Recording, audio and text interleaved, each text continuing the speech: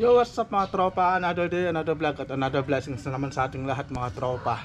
So sa video pala na to mga tropa nga isa sound check pala natin tong si Red na pula, itong aking Raider 150 na 2011 model.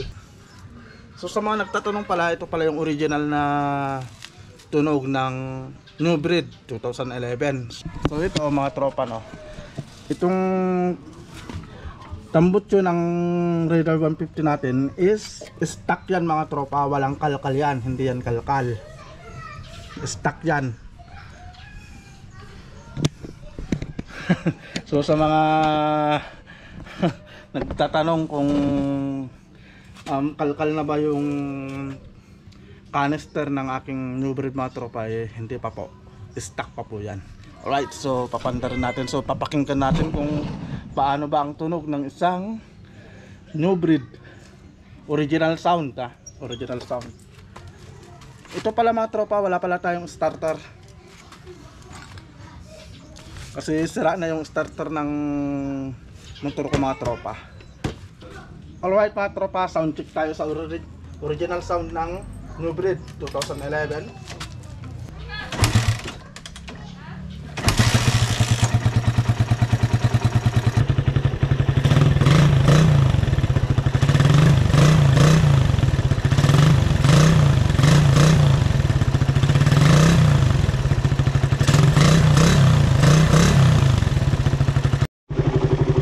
Alright mga tropa, so titestingin natin yung original na tunog ng isang New Breed 2011.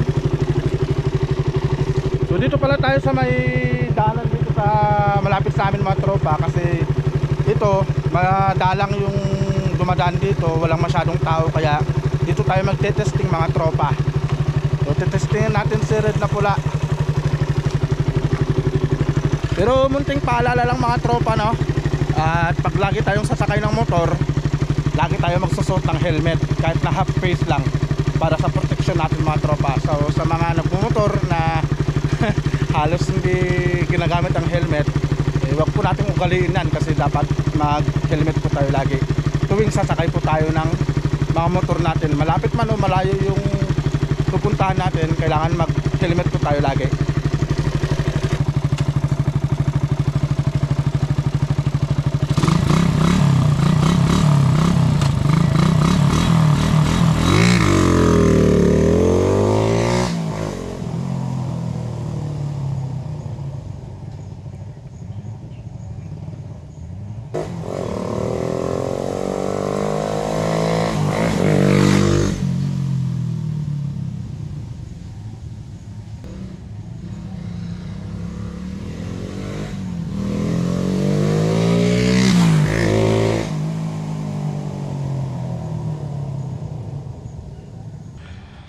Alright mga tropa, so napakinggan natin yung original na sound ng isang New Breed mga tropa, no. So ito mga tropa, no, ulitin ko, hindi pa po kalkal yung ating canister.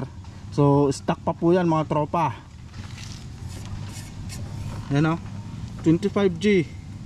Napakarami ng gas-gas nan mga tropa, kasi syempre nabili lang natin tong motor natin second hand, pero yung canister, yan pa rin po yung original nya.